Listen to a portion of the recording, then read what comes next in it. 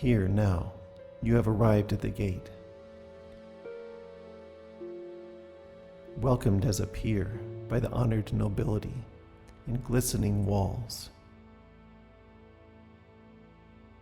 The warm embrace of family, the reunification with the Lord.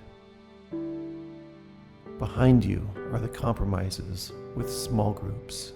In the past are days of struggle. Fading now is the pain of hard travel.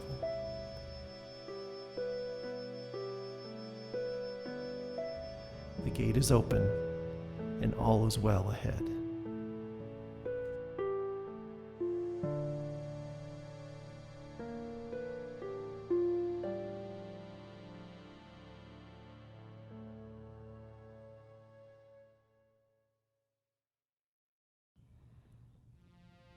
Where to next? What to do? There's no need to seek an appeal from the Council of Guidance, because their sacred assertions are not rebuttable. There's no need to take the burden of planning on your own shoulder, because the weight is more than any person could bear. The scope is too wide for human eyes to see.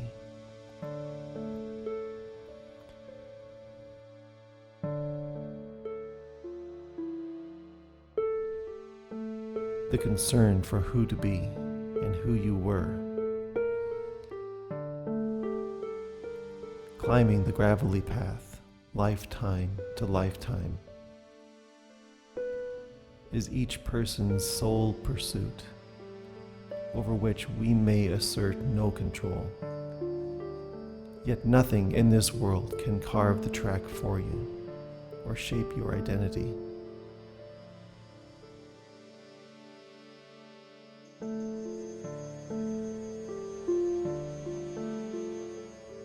You are who you wanted to be and who you were meant to be. Self-created, preordained. So next time you could be anything or anyone.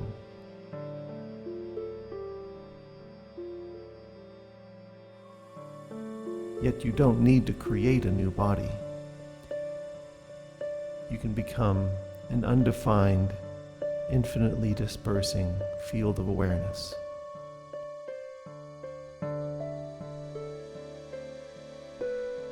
You do not need to be an object. You can be a constant transition, without direction or intention.